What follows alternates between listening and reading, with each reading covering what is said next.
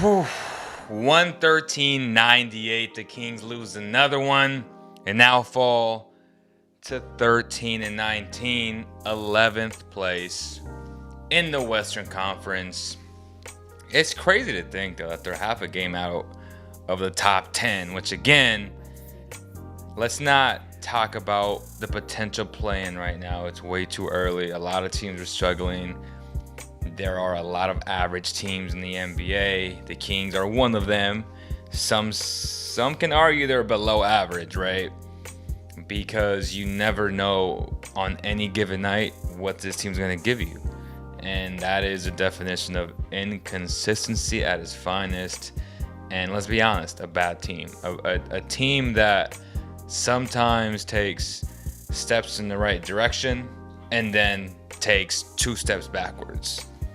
That's what the Kings do, man. And I get it. They're facing a really good Golden State team.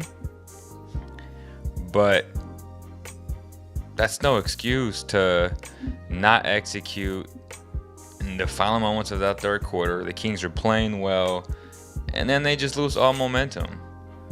You got to be better, man. You got to be better. As Doug Crazy likes to say, make them feel you. Gary Payton II, or what is he, the third? I don't know what his last name is, but my man's, that guy makes you feel him. As soon as he checks into the game, every single team feels GP. They feel him. That team is physical. They are ultra talented defensively, and the Kings saw what a very good team is tonight. They had their moments. When you're a professional basketball player, you're gonna have your moments, right? Buddy had a great third quarter, but he finished. How many turnovers did he have today? He had 5 turnovers. So did Tyrese. TT had 2. But when you have 10 combined turnovers from your backcourt, that's never a good thing. And when you had 10 turnovers and 13 assists combined. That's not going to get it done, man, especially against this team, right? 113.98. Make sure you like, share, and subscribe for people who watch this tomorrow. Shout out to you guys as well. I know I came on late. I was out here hooping, trying to get some buckets, trying to get into shape myself, which I'm not there yet. It's going to take me a while. It is what it is, though, man. Hit the like button. Really appreciate that. Shemezi Metu, 7-12 from the field, 16 points, 6 rebounds. He had good moments in the first quarter, I would say, in the first half, but he's still a rotational bench player. Whether I say he's better than Marvin Bagley or not, both Bagley and Metu are bench players, and that's the problem. Mo Harkless, another bench player. That's the problem. This team needs more talent, and that's just the truth. Now, we'll get into the whole Tyrese, keep Tyrese, trade Fox. Oh, man, it's definitely such a Kings thing to talk about and to discuss, but we'll talk about it in a little bit. Let's keep going down the line of guys who played heavy minutes. Again, Mets with 34 minutes. Harrison Barnes with 37, 6 of 11, 4-7 from beyond the arc, 6 rebounds, 3 assists, and 19 points. It's a good game. It's a good game. It's a very efficient game. So good for HB. And he got TT with 9 boards and 10 rebounds. Almost a double-double, 5 of 12. Another backup, right? Obviously, context. I'm not saying these guys would start Metu is starting regardless, right? He's either Metu or Harkless or Bagley, which, again, they're all bench players. They're all your options at the 4, per se. But for the most part, you have Harrison Barnes, Tyrese, Fox starting. You need that extra piece, man. All year long, I was calling for a guy like, say, Jeremy Grant, obviously Ben Simmons. But in order to get Ben Simmons, you'd have to give your starters or starter and a lot of pieces on the bench. And yeah, man, this team just needs more talent, more starting talent. I feel like they have good bench pieces. You bring on Damian Jones, who gave you 21 minutes tonight. Last night he had a career high with 23, 24 points, I forget. But tonight, 0 points. 0 of 1, 4 rebounds. Just needs to do a better job. How many blocks he had today? He had 2 blocks. Kata 2 minutes. Ramsey 6. Robinson 5. Woodward 2 minutes. Harkless 25. But the starters played a lot of minutes tonight, right? 40 for Buddy, 41 for Tyrese, led the whole team with 41 minutes. 8 of 18, 2 of 4 from beyond the arc. He needs to shoot the ball more. 24 points, 11 assists. It's a good game, statistically speaking, for sure, but he needs to be more aggressive. He needs to be more aggressive. I want him taking more shots. Point blank, period. But I get it, though. With the lack of talent around him, it makes it more difficult. But he needs to find a way. You need to find a way, man. How's everybody doing? Tyson was good, bro. This whole De'Aaron Fox, let's get rid of him for Brandon Ingram, or what's the other name? What is the other name? It doesn't matter. Like, I'm not touching Brandon Ingram for... I don't care if he does have an all-star appearance. He's not better than De'Aaron Fox. He's not. I will not trade De'Aaron Fox unless I get Jaylen Brown in return. If I'm not going to get Jaylen Brown in return, I don't want to talk to you. Why? Because Jaylen Brown and De'Aaron Fox are in the same tiers in terms of talents. Jaylen Brown, notoriously known to be injured a lot, is a huge risk. Now, this idea of having a 20-plus point scorer that can score or is more than capable of scoring 30 a night, and Jaylen, the fit is great next to a guy like Tyrese, Bradley Beal, like those type of guys. Like, you still need a player like Fox who is capable of scoring 30 points a night, right? You can't give him up for, say, a Ben Simmons. The only way you bring Ben Simmons is if you get rid of Tyrese. That's the only thing that I would do, would be to add on to D Fox. But if you want to go, okay, Tyrese is my point guard, and I got to get just a three-level scorer like a Jaylen Brown.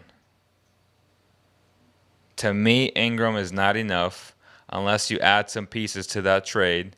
It's not a one-for-one. For me, it's not. Hell no. He's just... What are you really getting in Brandon Ingram, though? You're getting a good scorer, right? A really good scorer. He's average defensively. He's a good playmaker. He is. And again, don't get me wrong. I like B.I. But I'm not giving up Fox to get B.I. The only way I get rid of Fox is if I get Jaylen Brown. I'm going to say it again. If I ain't getting Jaylen Brown, I don't want it. Not for De'Aaron. I'm not doing it for Sabonis either. I know it's Sabonis and B.I. Those names do not entice me for De'Aaron Fox. They just don't. Now, if Tyrese was a part of that, I'd change my mind because I would like to add Sabonis or Ben Simmons or Brandon Ingram to De'Aaron Fox. It's not very difficult to me. The Kings have options, right? The Kings have options. What will they do, whether it's trade Fox or Haliburton, or it's just, as I said in the beginning of the year, let me see what they got for this season. But the problem is you're under a lot of scrutiny, a lot of pressure from Kings fans, because Kings fans want this team to make the playoffs, not just a play-in. The play-in is a disappointment this year. You need to make the playoffs. The play-in gives you a chance to make the playoffs, so that makes a lot of sense. And they're right there in terms of getting the top 6 seed this year. They're literally right there. That is no joke. They are literally right there. They need to shake things up. I do believe that. The only way I see them competing is if they can get that fifth starter. They got 4 good starters. Again, let's recap. No Holmes, not because of COVID, but because of his eye. That's a huge missing component, right? You need Rashawn Holmes there, without question. Like, no questions asked. It's difficult to win without Rashawn Holmes. It truly is. Damian Jones needs to be your primary backup center. Whenever you decide to put Holmes on the bench and give him a breather, you need to put Damian Jones in because Damian Jones provides that shot blocking ability. He's okay on the perimeter, but he gives you the size, the athleticism as a rim runner as well. He needs to be your primary backup. On occasional nights, whether you need some energy, you put in Alex Len or Tristan Thompson. You still have an issue, though, at the 4, right? But your best option is Metu. Your best option is Metu. And this whole notion of, oh, Bagley's more talented because he was a number 2 pick, is just ridiculous to me. Just watch the game. Tell me what Bagley does besides rebounding that's better than Metu. Bagley can't put a move to save his life. I don't know what his move is. The guy is robotic, especially in the half court. Metu is just a superior athlete who has way more offensive skill, who has way more in his bag. Better defender. Not to say he's I'm just saying he's a better defender, but I am saying both are backups. So that is the main issue, is that both are backups. That's the problem. Like that's what the Kings have, though, right? You got to roll with what you have, and that's what they have. Let's see what. I don't like Ingram at all. Ty and De'Aaron have 2 different games. Ty is a distributor who makes smart decisions on the floor. He makes others better. Yeah, but you need a score, though, bro. Whether you like it or not, like, you need a score. Tyrese ain't going to get you 30 points a game. Amelia says, I need LeBron and KD. Who do you like more out of Siakam, Grant, and Ingram?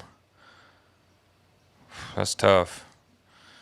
Definitely Siakam and Ingram, or when they will be in Grant's last. You can swap Siakam or Ingram. Ingram's younger, but Siakam might edge him out right now. Maybe. Not entirely sure. That's tough, though. Ty and Holmes, Fox and Holmes. Oh, or Ty and Holmes or Fox and Holmes. Why not both? Fox has blazing lightning speed, who runs well and attacks the cup like a bolt. He's not the distributor like Ty. Fox can score and put up points at any time.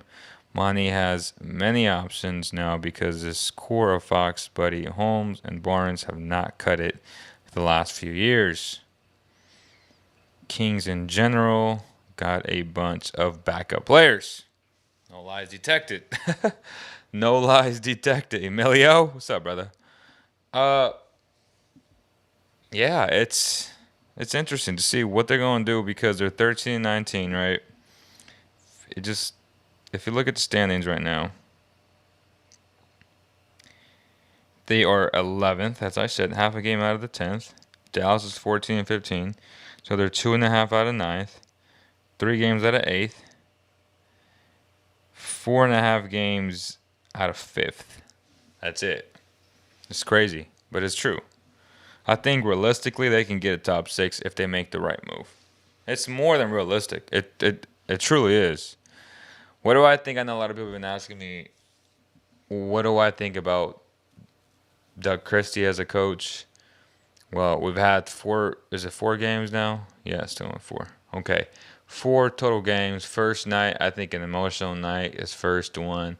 They played extremely hard, and they got the W, right? That's good. Great win. 1-0. You saw the memes. Oh, he's the greatest coach ever. He's highest winning percentage, blah, blah, blah. Next game, Memphis. Just got destroyed. They were competitive in the first half. Got destroyed in the second half. Point blank period. Third game, they win. Right? They played very well. It was a fun game against San Antonio. Again, they're still undermanned by a lot. And this whole notion of the NBA not postponing these games and rescheduling them like they have with other teams, it just shows you how mismanaged this league is. To have this idea that people, as it is, the Kings don't have a good product, but to put out a team on the floor without, 8 dudes? 7, 8, 9 dudes? To think that it's a good idea to play these games? And if you're the home team and your fans know that you're missing XYZ players because of COVID protocols, and you keep saying you're trying to keep the league safe, but you keep playing you keep making these guys play without their guys, how is that putting a good product on the floor? What a ridiculous thing to do. Shame on the NBA for that. Seriously. That's disgusting. On so many levels. On a business level. On a ethics level. Really? You're putting out this trash product saying this is NBA basketball, and fans got to pay the exact same price for it? Come on, man. Come on. I get it. You got network deals or whatever it is, but you're not getting more sales for tickets at home games. These arenas are empty. Make no mistake about it. It is sad to see what the NBA has done to the Kings and to other teams who are missing these players. It's truly sad. It's truly disappointing. Shame on Adam Silver and the NBA. Shame on them.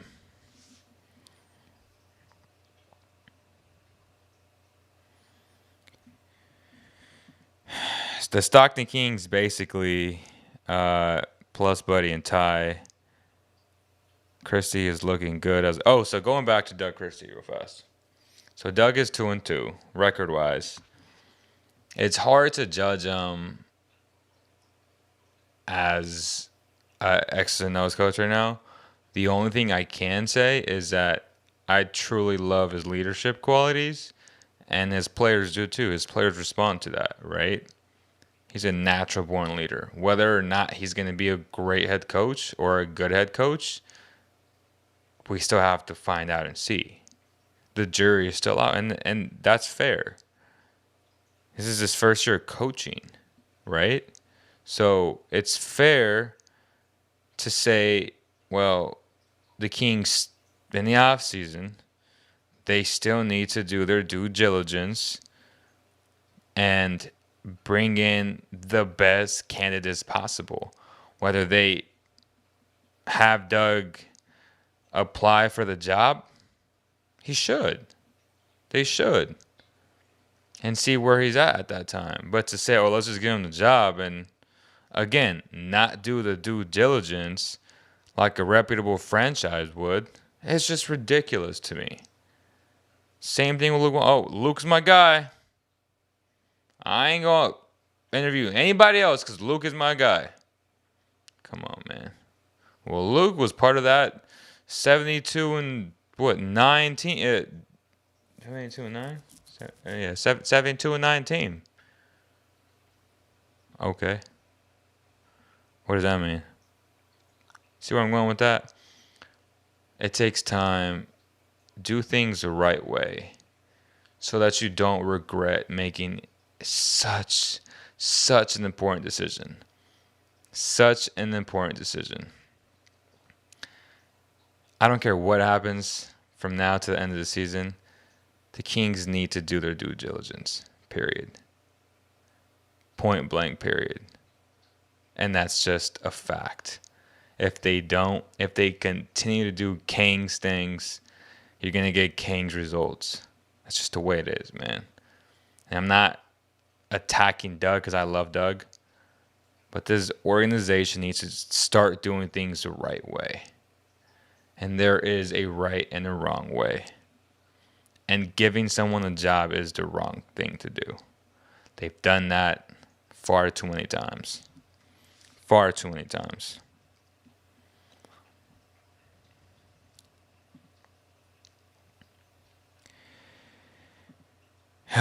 King should sign Tyrese Evans. He can play backup point guard until everyone is healthy. Is he eligible? Has he been reinstated into the league? Double check for me. I'm not sure if he has. Doug is actually coaching them up. You can tell they respect him as a leader.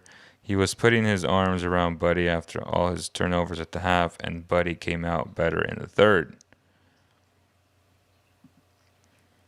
Doug is constantly yelling at his players, praising them when they do well. He plays a part like a natural leader. Now let me ask you this, Edward. Was Vlade a natural leader on the court when he was playing for the Kings, right? Who was the leader of that team? Let me ask you that. Who was the leader of that team? Who was the guy that brought everybody together? Now, it's not really depending on who you ask. It's the leader of that team was Vlade Divac, right? And I get it. He was a GM and not the coach. But this is what Kings fans do, man. Again, this is nothing against Doug. I love Doug. I think Doug is doing a great job for what he has. But you just can't give somebody a job because you like him or because he was a Kings player. Like, you got to do your due diligence as an organization, man. You got to do things the right way. We need to stop being attached or having nostalgia towards the past and hoping that good results happen. Like, we can't keep doing that to ourselves, man. It's been far too long. You got to hire the best candidate who has the most qualified person. Period. Whoever that is. If that's Doug, so be it. But I hope there is an entire interview process behind that decision. If there isn't, I will be the first to call it out, man. Because that would be bullshit if that happens again. And that would be... There should be an outcry by Kings fans. Like, they shouldn't go to games if they don't do the due diligence. There needs to be an interview process, point blank, period. If Doug wins that job fair and square, so be it. But you need to do the right thing, man. You can't keep hiring a GM and having a head coach from the previous management. It's happened every single time since Vivek. You got to hire a GM first, and then the head coach comes after. That's simple.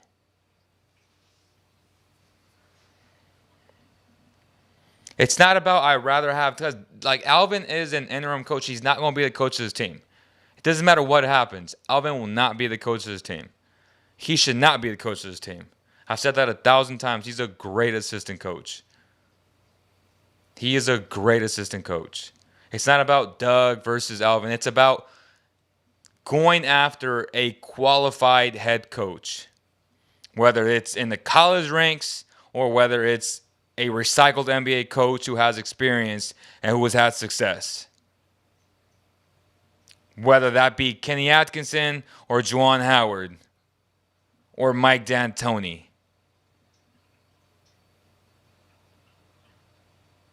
But there needs to be an interview process. Smart Kings fans will agree 1,000%. Nostalgic, self-attached, used to losing Kings fans who want to give the job to anybody who shows any sort of competence. That doesn't mean you're the most qualified person to be the head coach of this basketball team. We need to see more. We need to see more. And that's it.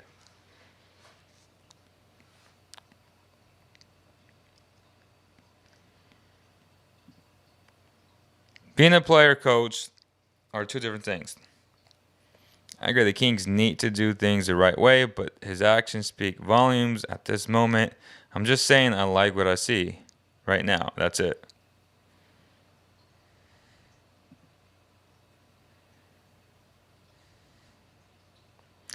Hey man, you gamble on Dogecoin, let me gamble on Christie. The problem is, if it's your first gamble, I am A-okay with that. But if it's 15 years and counting type of gambles, I'm not taking the risk. Because historically speaking, we know what the result will be. Whether that's fair or unfair, I'm not saying it's either. And maybe it is unfair to Doug, but historically speaking, when you give a nostalgic ex-player the job that he's not qualified for, bad things happen.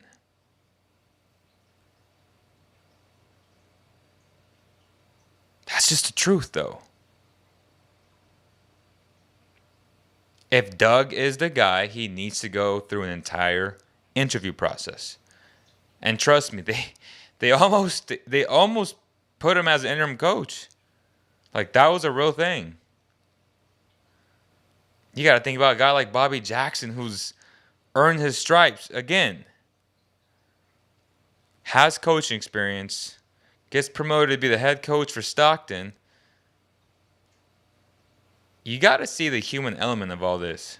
It's not like, oh, I'm hating, or let's just call it the way it is, right? Bobby Jackson has had all these years, these previous years of coaching. He gets promoted. He coaches Summer League team. He wins a championship. And now he's like, I may not get this job that I've worked so hard for. See what I'm saying? Like, the optics of it just don't look good. They don't. The optics don't look good. Now, I'm sure they got mutual respect for each other, but they're competing for that job. And if there isn't a fair process to the head coaching gig, that would be disappointing. That would be very disappointing. I never said hire Doug as a coach. However, if he continues to win over players and he has them playing better each game, we need to also be objective and say Doug knows his I'm telling you, Doug knows basketball. Without question, Doug has a great rapport with his players. All I'm saying is there needs to be an interview process. That's all I'm saying. Because just because he does well with his roster doesn't mean he's going to get next year with the exact same roster. It's going to be a lot. This roster needs changes as it is. And once Alvin comes back, which he's going to come back, Doug will no longer be the coach. So you had a 4-game sample size, 5, 6, 7 games, right? And we going to base it off of that? Come on, man. Sometimes you got to make a decision off of being rational and being objective, not about being, oh, man, I'm nostalgic. I love Doug. Like, we all love Doug. All I'm saying is you got to do things the right way. Derek says, you know your stuff, Lee. I know you know what you were talking about. I appreciate you, bro. Someone at my work found Call of Hope passport card today. That's funny. What are you trying to insinuate, bro? That he's coming to Sac? He's also a nice bench piece, man. He'd be a nice bench piece here.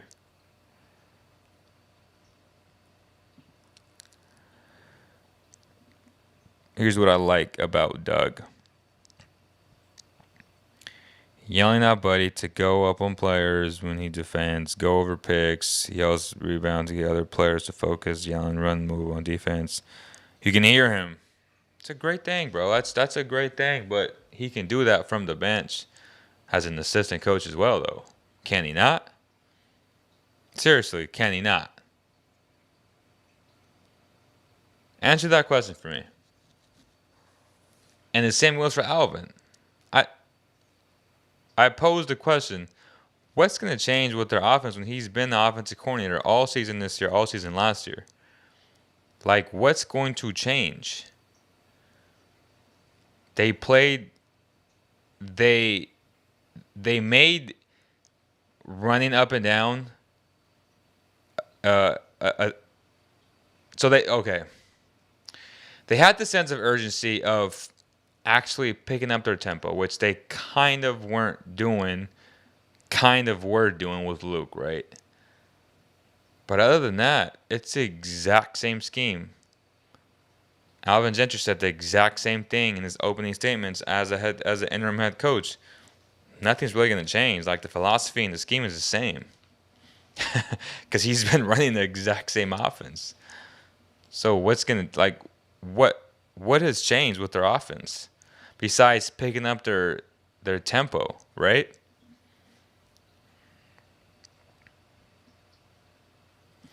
Hey, Leo, when will Fox and Kobe be eligible to play again? Nobody knows, bro. Well, would that be overstep Gentry authority if he's yelling instead of him? No. It does. Look, man. One thing that I can say about Luke was that Luke was receptive to all of his coaches. He wasn't a dictator. He wasn't the end-all, be-all type of guy. He allowed his coaches to voice their opinions, to give out suggestions, and he would always listen. How do I know that?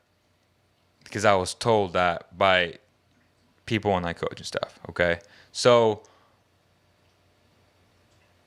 would Alvin Gentry be upset if Doug is yelling? Or why would he be upset if he ain't got the same energy he had since he was 10 years ago, 15 years ago? He's an older guy. Why wouldn't you want the communication aspect of it to be better just in general?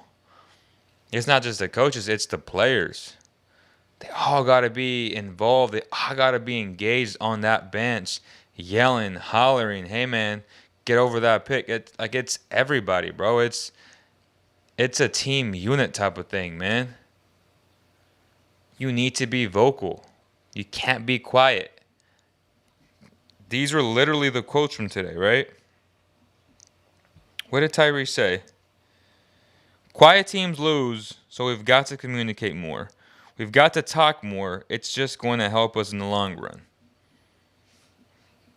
He didn't say the head coach got to talk more. He said everybody got to talk more. That's just the way it is.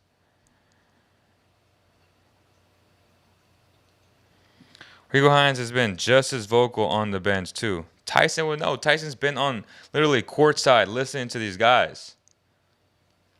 How do I know? Tyson sent me videos.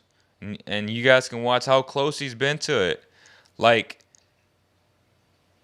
they're overselling this that Doug is so vocal. Like, yes, it's different. Like, we actually can hear him, which is amazing.